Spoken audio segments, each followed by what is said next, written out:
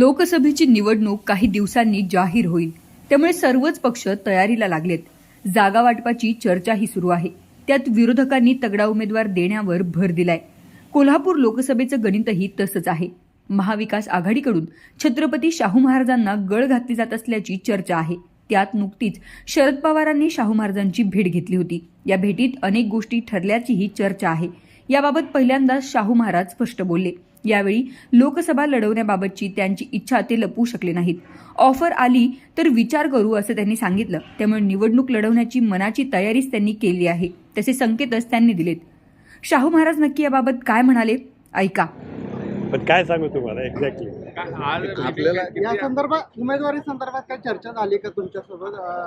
हे बघा, आता कालच्या पेपरला आहे ना, सगळं कालच्या पेपरला आलंय ना. आपली इच्छा काय? आपली खात्री किती आहे?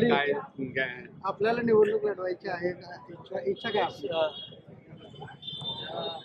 इच्छेपेक्षा अजून त्यांचं कार्य हे लिंकिंग व्हायचं आहे ना. अजून महाविकास आघाडीचं एकमेकाचं लिंकिंग व्हायचं अजून. आता म्हणजे होईल, बहुत काय प्रॉब्लेम येणार नाही. जर लिंकिंग झाली, व्यवस्थित जागा वाटप झालं तर आपण महाविकास आघाडीकडून लढणार का? ऑफर आली का? नाही, अजून तरी ऑफर नाही आहे मला, पण येण्याची शक्यता आहे. त्या दिवशी महाराष्ट्र चर्चेमध्ये हा विषय होता कोल्हापूरच्या लोकसभा निवडणुकीसंदर्भात, कारण अनेक चर्चा बाहेर देखील त्या सुरू आहेत. चर्चा काय होता ते तुम्हाला जास्त माहित हो माझ्यापेक्षा. पण आता जसं आपण सांगताय तसं तुम्हाला कितपत खात्री आहे की मिळणारच उमेदवारी? मी कसं काय सांगणार त्याच्याबद्दल काही?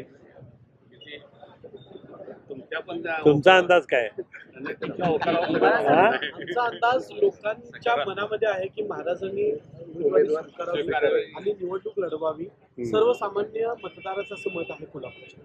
त्या दृष्टिकोनातून वाटचाल आपण करूया ना सगळे मिळून. शरद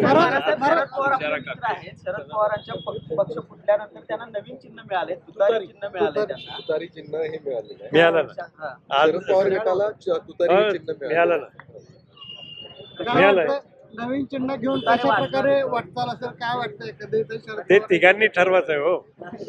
तीन पक्षांनी तुतारी वाजेल का येणाऱ्या निवडणुका? तुतारी कायमच वाजत असते सगळ्या कार्यक्रमांमध्ये. सगळीकडे चांगल्या वेळेस, चांगल्या इव्हेंटच्या वेळेस ते तुतारी असतेच.